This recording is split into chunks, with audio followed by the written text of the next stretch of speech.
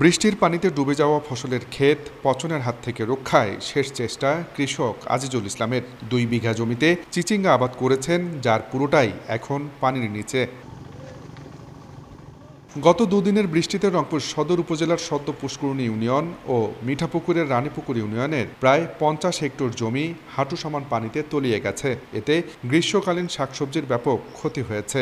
কৃষকদের শঙ্কা, বৃষ্টির পানিতে তলিয়ে যাওয়া 70% ফসলই নষ্ট হয়ে যাবে। করলা, শসা, ঝিঙ্গা যা করছিলাম ভাই সব একটু ডুবে গেছে। পানির কারণে আমাদের ক্ষেত এখন মনে হয় না যে টিকবে, আমরা খুবই ক্ষতিগ্রস্ত। পানিতে এখন খায়া গেছি, বরঞ্চ এখন হইবে না হইবে কোনো গ্যারান্টি নেই। অনেক লোন টোন করি আবাদ করছি, এখন মনে করি একটা 10 কাঠা করছি, একটা মনে করো 25 শতক, একটা 50 শতক, এখন সমস্ত তো মনে করো পানিতে ডুবে গেল। কৃষি বিভাগ বলছে, ক্ষতি কমাতে ডুবে যাওয়া ক্ষেত থেকে দ্রুত পানি নিষ্কাশনে কৃষকদের পরামর্শ দেওয়া হচ্ছে।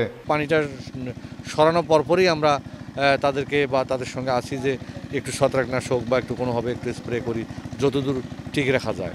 আর এরপরও যদি পানি হয় তাহলে ফুললি ড্যামেজ হওয়ার সম্ভাবনা আছে। কৃষি বিভাগের তথ্য মতে গত কয়েকদিনের বৃষ্টিতে রংপুর অঞ্চলের 100 হেক্টরেরও বেশি জমির সবজি ক্ষেত ক্ষতিগ্রস্ত হয়েছে।